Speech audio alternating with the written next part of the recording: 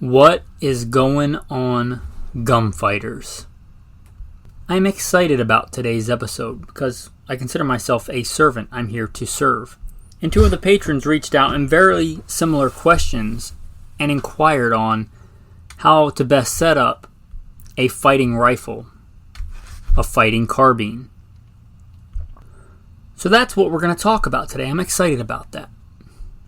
So welcome, and hopefully welcome back to Gunfighter Life, the podcast where we talk about gunfighting with God at the center, Judeo-Christian values, and real-world first-hand experience. I'm going to plug in the bio, and then we'll get into the main topic. So, who am I? Who is this person talking to you from across the internet? Why should you listen? First and foremost, I am a Christian, a servant of God, and a follower of Jesus Christ.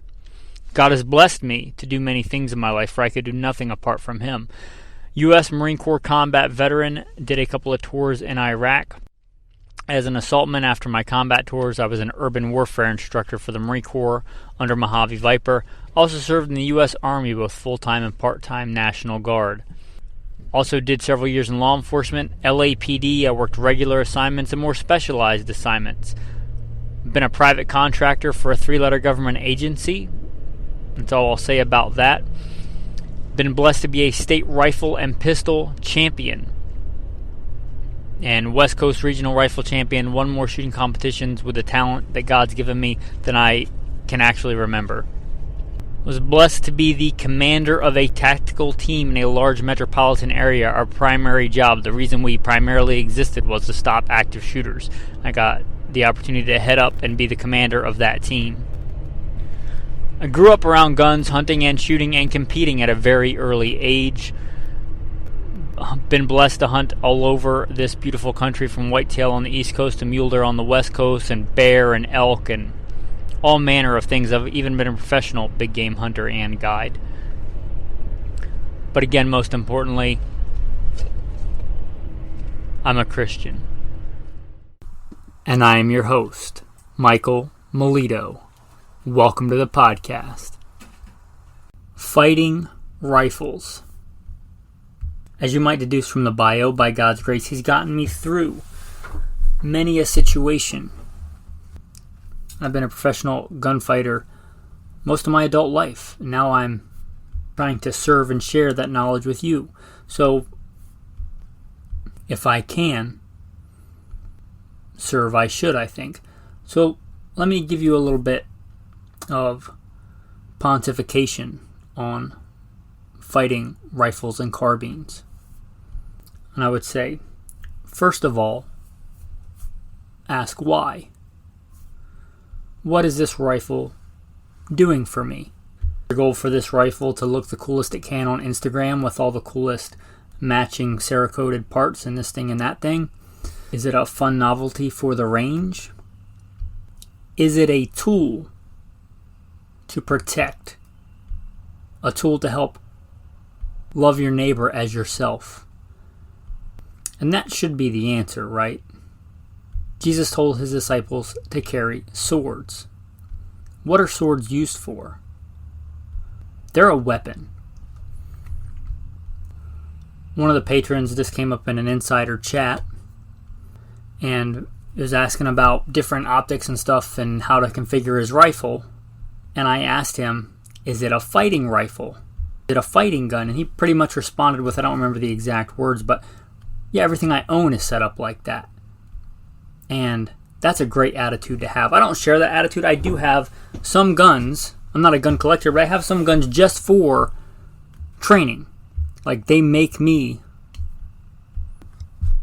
more capable of sharpening and honing and mastering some skills. For instance, I have a Thompson Center Contender, single shot, break open 22. A horrible choice for pretty much any kind of defensive use. But it's great when I go out to the range and I want to master the fundamentals of handgun shooting with iron sights. It's a good foundation. It's a good foundation builder. But I get where he's going with that, and that's a great attitude to have. So let me start by telling you that I think if you're going to be well-rounded you ought to be a man familiar with iron sights, with running and making hits with iron sights. Good, precise hits. I'm not talking about shooting a cardboard silhouette at 7 yards with an M4 clone. I'm talking about really good rifleman skills. Being able to use iron sights to make hits on man-sized targets and much smaller at hundreds of yards. Standing, kneeling, I would say sitting, but a lot of places have taken that out, and prone with iron sights. I think that you should know how and be acquainted with iron sights. Call me a troglodyte. I know it's 2023. There's all kinds of computers and whiz-bang stuff, but I'm all about using that stuff and being the most effective gunfighter that you can be. But I'm also for knowing how to drive a manual transmission, knowing how to tie a knot and bait a hook and butcher an animal, from standing on all fours to meat on the table. Those kind of skills. And I think shooting a weapon with iron sights is absolutely one of those skills. I'm not even saying it should be your primary go-to on a fighting rifle, because I'm all about taking advantage of whatever I can take advantage of. Recently got into this with a patron that I greatly respect, but we're talking about competitions, and like all competition shooting, which I love, is kind of a sport. None of it is actually the same as actual gunfighting. It's still beneficial, much like there's different kinds of martial arts, and they all differ from actual street fighting. But let's say MMA is closer than Tai Bo, right? Or than a lot of the other Eastern things with all kinds of fancy kicks and punches and stuff like that. Have rules on how you can hit and can't hit and things like that. And even MMA has a lot of rules compared to a street fight, which pretty much has stay alive as your prime directive, right? There's no cage, there's no tapping out, in a street fight. But I get where they're going, and it's a good discipline. Again, nothing's going to be the same, nothing's going to be perfect. Going back to guns and gunfighting, if red dots help me get fast, accurate hits on target, I'm all about it, right? But there's more complexity. Look at it this way. It is absolutely faster to cut down a tree with a chainsaw. And that's not something I mentioned in the bio, but I do have a little bit of work as a, let's say, lumberjack. Now, some people have a lot more experience in that than me, but I've done it on the side between jobs. Now, a chainsaw, there is no doubt, is way faster, more efficient at cutting down a tree. It's also many, many times more complex than an axe. There's a lot more things that can go wrong, and there's a lot more infrastructure needed for a chainsaw. You need oil, you need gasoline, you need spark plugs, you need tensioners. An axe also takes skill, different kind of skill, but it's a simpler weapon. An axes break, and iron sights break. But if I break my axe, I can pretty much take the head and make another handle and fix it, and it'll stay running pretty much to infinity, right? I could find it. I could take the axe that Abraham Lincoln used. If I could find that axe head, if the handle was bad, I could make a new handle for it, and I could go down and chop down a tree right now. A brand new Husqvarna chainsaw in the store today. If the world collapses, or if things stay as they are, in 150, 200 years, if you stored that thing in a garage, you're going to be able to take that out and run it and cut down a tree in 200 years. But I bet 200 years from now, you'll still be able to, if you could find Abraham Lincoln's axe, go chop down a tree with it for the rest of your life and hand it down to your kids and his kids and his kids' kids. And I kind of liken that to iron sights. Again, you can break iron sights, but if they're good iron sights, it's hard. I've seen iron sights break. I've seen barrels bend in Colt M4s, like government issue Colt M4s. I've seen them literally bend. So you can break anything, but you get what I'm saying there. I will absolutely use a red dot, but if it gets left in the car and it gets really, really hot and the batteries explode, or it gets really, really cold and it's so cold that the electricity won't transmit, that's a real thing, or the batteries run out, or the glass breaks, or any number of things. And I'm not picking on red dots. I'm just saying these things happen. I still want to be able to use that weapon. Still want to be able to get fast, accurate hits on target. Maybe not as fast.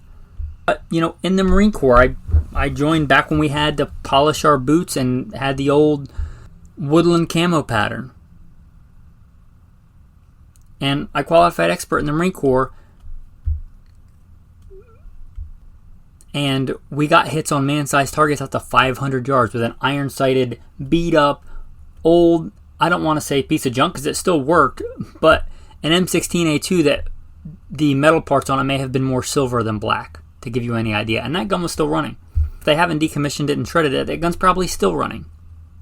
And those iron sights are probably still working. And who knows how old that rifle was when I got it. You get the idea.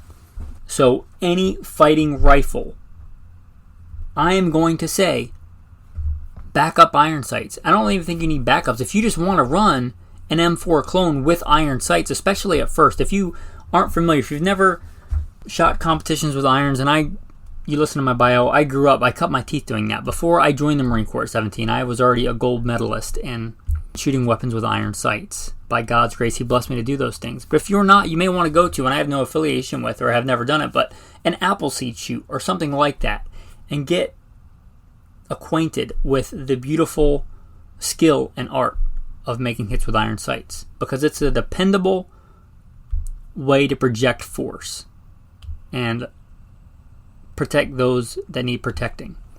And it's very simple. So I think for that reason, call me a troglodyte, I want backup iron sights. Even if they're flipped down, even if they're on there, they still need to be good, usable, workable iron sights. I am a fan of backup iron sights. I want a way to aim that weapon. If I drop it and break the glass, shatter the glass, the battery goes out, it's supposed to have a great warranty or whatever, but it just loses 0, whatever the case is, right? I've seen a lot of optics go down. I want a way to use that weapon. I don't want that weapon to be useless to me. And optics have come a long way and they're very robust today. But I still think there's a place for backup iron sights. And I think you should know, as a man, as a gunfighter, how to shoot iron sights. Call me old school. So, backup iron sights, bam. There you go. So whatever fighting rifle carbine it is, backup iron sights.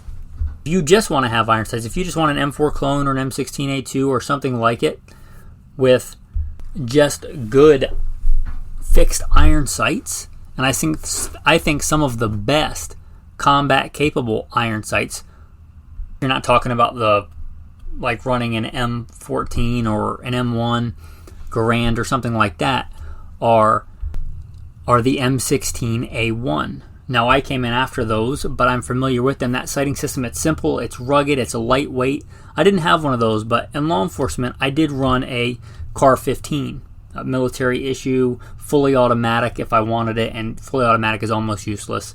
So don't think you're really missing out there. Ask Marines how often they actually use full auto, or Army for that matter.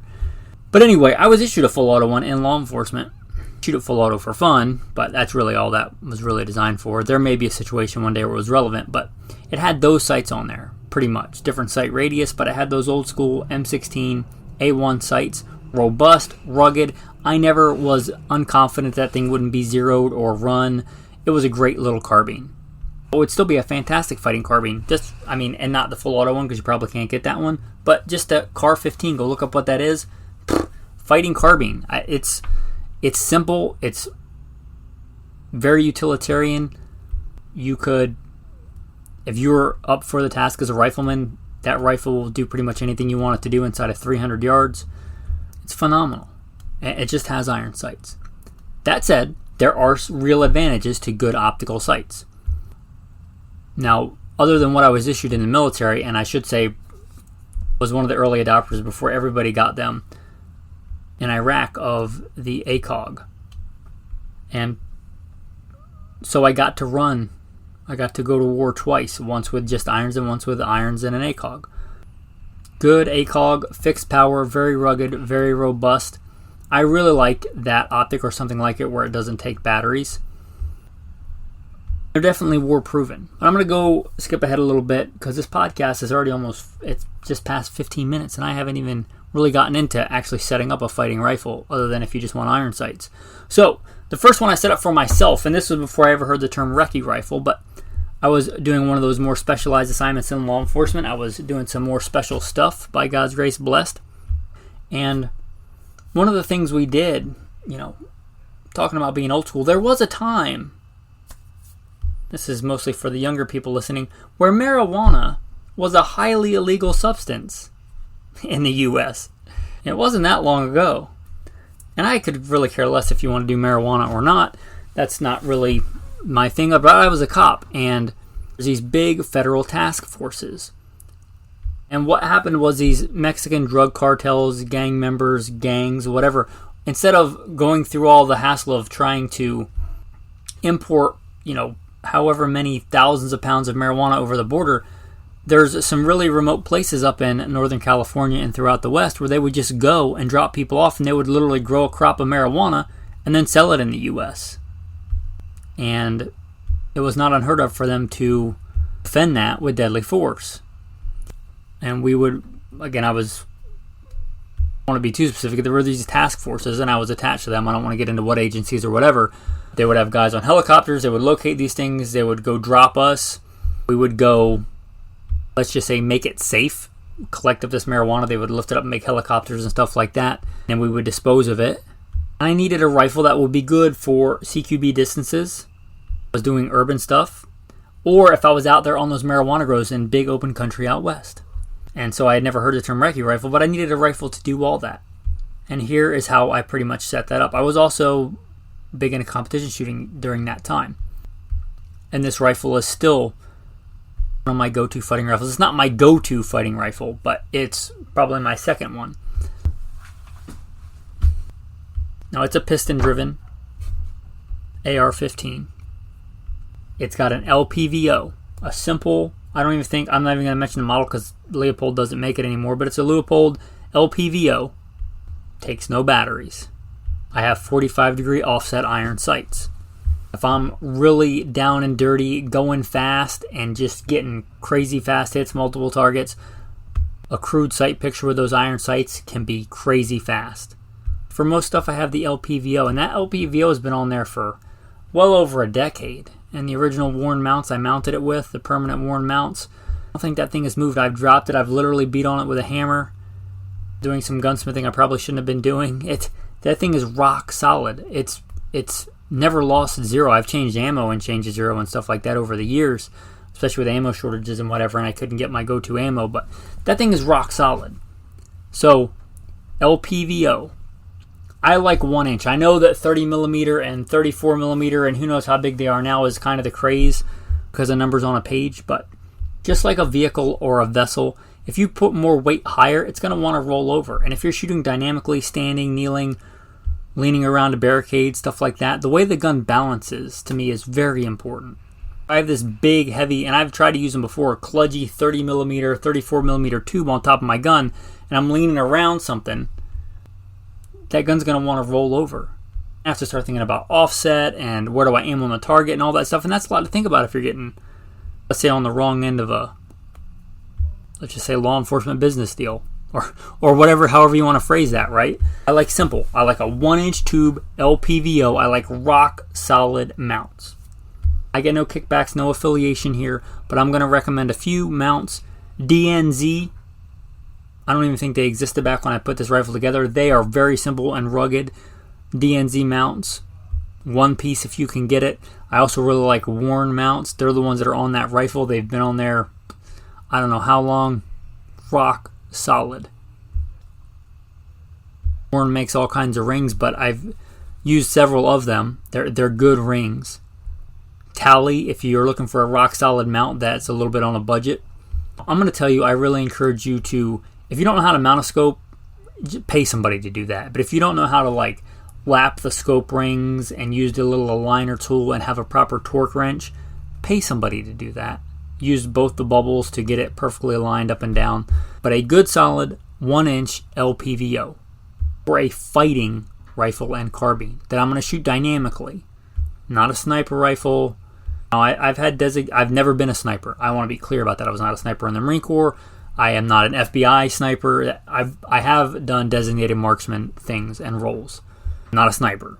But even for a designated marksman rifle, if I'm going to do any kind of thing where I want to shoot it dynamically, running and gunning literally, that's what I'm going to tell you to go with. LPVO, 1-inch tube, lightweight. So the smaller it is, the less likely you're to bang it into stuff and mess it up. But 1-inch LPVO, 45-degree offset backup iron sights. Now, if you're not familiar with shooting 45-degree offset, you might want to change that out for just flip-up backup iron sights. The reason I like the 45-degree offset is, well, it's just a technique that I like. You may choose or not choose to go with that, right? Now, another one that I got when I was the commander of a tactical team, and this probably would be my go-to rifle. If I had to pick one rifle, if I had to pick one gun, long gun, to head into the peanut butter and chocolate hitting the fan scenario, it would not be a rifle. I think you guys know that if you listen for any length of time. It would be a shotgun. Much as I love rifles and being a good rifleman, I think a shotgun is far more versatile. But on the versatility note, if I'm picking one rifle, I don't want it to be 223, 556. And I know the whole prepper sphere, survivalist sphere will hit on that and say that I'm wrong or whatever, economy of weight and all these other things. But from my experience, I want a 308. It's just a more versatile cartridge. If my threat might be a vehicle or hiding inside a vehicle or behind a door, or also I might want to hunt with it, right? And I know you can shoot deer with 223, but it's not nearly as good as a 308. I prefer 308. If I'm picking one rifle, it's 308. One of my go-to fighting rifles when I was commander of a tactical team, 308. SCAR-17. I sold several weapons that I had at the time to get the SCAR-17. I won one for like 10 years, and I always just kind of couldn't justify it. But if other people's lives were depending on me showing up to work and having a good and the best rifle I could get to do that job, I sold a couple of guns. I got the SCAR-17. It is a phenomenal rifle. It's crazy accurate. I don't want to get too much into that, but a 308, I have it configured very similar. Now, I'm going to break my own rule here because I assume most of you are talking about AR-15s, but this one does have a 30mm. It has a Trijicon AccuPoint. But this is a much bigger rifle than an AR-15, at least than like a normal size M4 M4 clone. It's a much bigger, heavier rifle. It's not heavy as far as 308 goes. 7.7 pounds is pretty light for a 308 battle rifle, a proper rifle. So I don't find it very unbalanced, that 30mm tube. And that said, that Trijicon AccuPoint is a very, very lightweight 30mm. It's a beautiful, beautiful optic. It is crystal clear. Talking about optics breaking, I even had one of these go bad in a pretty harsh training class where everything was just wet and nasty, and somehow water got in it and it was foggy. Even a really, really good optic like that. Now I sent it back to Trijicon. They sent me a brand new one. You know, the one I sent was far from new. They really did a good thing there. I'm very appreciative of that. But that Trijicon AccuPoint on a big rifle like that. Now the LPVO Leopold that I have, it does not take batteries. That optic does not take batteries. It runs off tritium and fiber optic, radiation and ambient light. I like that. I like simple. I like rugged. Also has backup iron sights. Now the iron sights that come on a SCAR are phenomenal. I have no doubt that I could go out and run a Marine Corps rifle qual with that gun, even though it's not what the Marines carry, and get man sights out to 500 yards. Or even much further than that with iron sights. It is a phenomenally good gun. It has good backup iron sights. It's reliable. It's lightweight. That's how I have that set up. LPVO, rock solid mounts. Again, the worn mounts. It has such good experiences over so many years with the other worn mounts of my other rifle. So LPVO, Trijicon, tritium fiber optic, no batteries, backup iron sights. The other fighting rifle that I have, and I'm not a gun collector, right? This my other fighting rifle, which I don't know what's going to happen with that now because it is an AR pistol. And for years I stayed away from those because I figured surely this is not going to be a thing. And then ATF came out and said, oh, it's okay if you put it to your shoulder and all this. And I said, well, if they say it's okay, I'm going to get one and run one. So that was one of my other guns as a professional gunfighter. I ran it actually professionally, not just like a theoretical thing. So all the rifles that I've talked about, I think I've changed the lower out on one of my ARs. But even that one I think I use as a professional gunfighter. Anyway, these are guns I've actually used as a professional gunfighter, not just pontificating on a forum. Not that there's anything wrong with that, but these have real world use. This AR pistol is configured very much the same way. It has backup iron sights. Now it has that, I guess, I don't know what you call it, M16, just triangle front sight, rock solid. Doesn't move out of the way. It's there. It's the front sight post. It's rock solid. And I have a flip up, back up Magpul rear sight. I perfectly co-witness with a Hollow Sun solar powered red dot sight. I'll be honest, I got this gun and I was kind of not doing the thing that I was doing with my other rifles. Like, I don't want the best of the best. I want this rifle to be affordable, and I want to run so many rounds through it, and I want to take it to training classes and beat it up, and if it malfunctions, cool, because that's part of the training. And it'll be a short, handy little carbine, and I have used that thing for years, and that thing is awesome, and it's super reliable. It's the only DI gun that I own. I'm not a big fan of DI guns. My experience as a private contractor and in the military, they can have some issues, and they can get pretty nasty and foul up in harsh conditions. But it's the only DI gun that I own, and it's been rock solid. Also, so is that Hollow Sun. I have beat that thing riding, going off-roading, whatever it is. That optic has never lost zero. That optic red dot, I have never picked it up and not been able to see a bright, crisp red dot. And there's this big debate on true co-witness or lower one-third. I like true co-witness because if my red dot gets knocked off, I can immediately see. I can flip up that rear sight. So I have just regular iron sights. Remember I said those backup iron sights. And I have that red dot zeroed and the iron sights zeroed. So when I look at them together, if that front sight is in the center of that rear aperture, that red dot floats right on the very tip top of that front sight. So if it does get knocked off zero, I can look and tell. And I can put it back on zero, and I should confirm it. But if something were to happen, I could put it back without firing a shot. And again, you should confirm it. But that's the beauty of that kind of co-witness system. I like that. Again, it's a fast, handy, quick carbine. And sometimes I would use that in lieu of the SCAR-17, especially for like vehicle operations or something where I'd be carrying that gun for long, long hours. Because it's a lot lighter even than my lightweight SCAR-17. I have them pretty much all configured the same way. That's the only one that I have a red dot on versus an LPVO because it's got a very short barrel. It's a light, handy AR. I don't know what the ATF is going to come down on that, but I'm going to call it a short AR. Whatever, rifle, pistol, carbine, PDW. Very much in that PDW configuration. It's 5.56.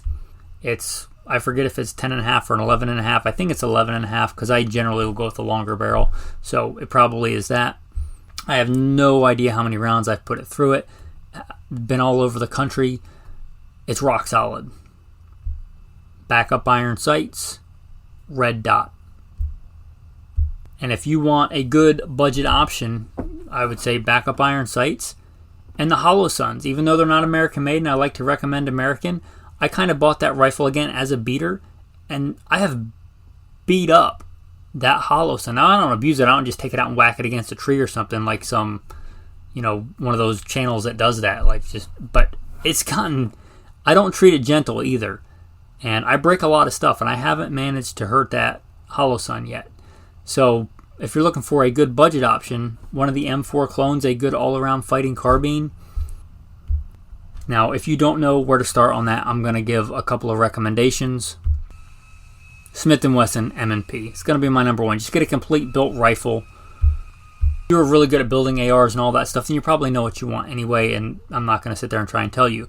But if you just want a good, solid AR, you should still test and make sure it works, because anything, even Glocks out of the box, can have problems. Yes, it's a real thing. I've had it happen. But assuming you get out and test it, if you want a good out-of-the-box option, Smith & Wesson M&P, put a Hollow Sun red dot on it, backup iron sights if it doesn't come with them, and train with it. Go out and learn to shoot it. The other things I like for a good fighting rifle, and it's pretty much the same across the board on all of my fighting rifles. 2-point sling. A simple 2-point sling. Literally, it's got a better sling on it now, but when I used it as a professional, the way we did it, especially in an urban environment to stop active shooters, we carried it covertly in a bag. So if I was carrying it on my body for long periods of time, it was in a bag. So literally, I had a piece of Coyote Brown 550 cord that I made into a sling on that little tiny carbine, that little tiny short AR, whatever you want to call it, pistol, whatever it is. Because I just wanted to throw it on, and if I had to take it out of the bag, I was going to be holding it, and the sling was basically there so that if I got shot or something, I could throw a tourniquet on and have control of the weapon, or if I got into a wrestling match with my gun because somebody came around a corner and I wasn't paying attention, he couldn't grab it from me and shoot me with it, my own gun. But that being said, a very simple sling. A very simple 2-point sling. It's what's on all my fighting carbines. And if it's your go-to fighting long gun, I encourage you to have a white light. And there's lots of different philosophies, and somebody will tell you this is the only way to do it, but there's lots of different ways and places you can mount a white light. But some way to project white light with that fighting carbine, that fighting rifle. If it's your go-to, I'm not saying you need a $300 light for every single carbine you own, but I basically have one that I'll take off and put on whatever is my rifle that I'm using for whatever I'm doing, because I'm really only going to run one long gun at a time. So if it's a term in vogue recce rifle, your kind of your one go-to AR, I'm going to say 16 to 20 inch, 16, 18, 20 inch AR. I don't care if you go Smith & Wesson M&P or Daniel Defense or PWS or Adams Arms or any of those. And don't put a bunch of extra junk on it.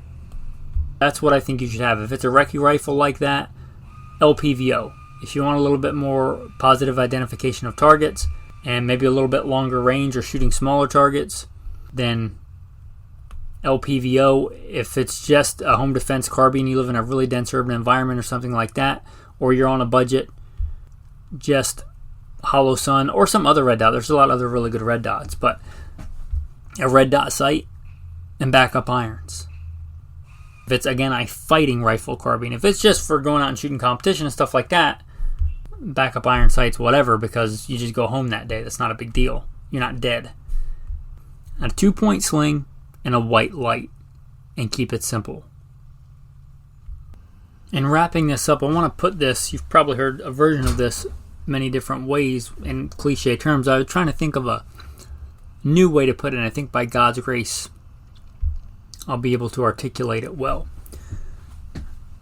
The rifle it means for you to project force. If you want to be good with a rifle, prayer and pulling the trigger is going to make you capable with that weapon. Pulling the trigger with your finger, not clicking buttons on Amazon or tapping your phone screen to buy stuff on Amazon or whatever Gucci tactical store. I like tactical stuff. I like guns. I have a podcast called Gunfighter Life. But the best optic is more of a liability than an asset if you haven't zeroed it with the ammo that you're going to use that's loaded in your gun. Whatever you have, get out there and run it. Dry fire with it. Be familiar with it. Get acquainted with it. Be confident in it. Be a competent gunfighter with that fighting rifle or carbine. With that, the tactical tip of the day. What if that optic does break or lose a zero, or you decide you just don't want it? It's too dusty, too snowy, too rainy. Just the glass is not as good as just iron sights. You have your backup iron sights. Now QD scope mounts have come a long way. They're pretty good. But what if you don't have those? What if you just have regular scope mounts on your gun? Most of these fighting rifles are going to have a pistol grip. You can usually get a pistol grip that has a storage container in it with a cap already on it, or get a piece of duct tape and trace around it and make a cap and put stuff in the pistol grip. Maybe put some extra earplugs or something in there so they don't rattle around, because that would be bad. If you have just regular scope mounts, a lot of times nowadays they'll take that, having one of those hex wrenches, and a lot of times they'll give you them with the scope rings, and just putting that in the pistol grip. That way if you need to take that optic off, you have that tool with you on the gun. Also, if you're running an AR, A spare extractor and one of those little cotter pins is not a bad thing to keep in that pistol grip either. That's your tactical tip of the day. Your tactical verse of the day. Because remember, David was a man after God's own heart. David was a mighty warrior. David slayed I don't know how many men and beasts. Said he killed bears and lions. And he slayed men, many, many. And he was a man after God's own heart. A warrior. A mighty warrior. And I see no contradiction there. And this verse is very much in keeping with that. Deuteronomy 20. When you go out to battle against your enemies and see horses and chariots and people more numerous than you, do not be afraid of them. For the Lord your God is with you, who brought you up from the land of Egypt. So it shall be when you are on the verge of battle, that the priest shall approach and speak to the people. And he shall say to them, Hear, O Israel, today you are on the verge of battle with your enemies. Do not let your heart faint. Do not be afraid, and do not tremble or be terrified because of them. For the Lord your God is he who goes with you to fight for you against your enemies, to save you. Something I would encourage you to do if you're listening to this and you're blessed to be a professional gunfighter and you're in charge of men, or you have the opportunity to, even if you're not in charge, before you go on a mission, on an op, kicking down doors, whatever the case is, that and many other verses might be a good thing to gather the men around and read for them and pray. With that, men, thanks for listening and have a blessed day.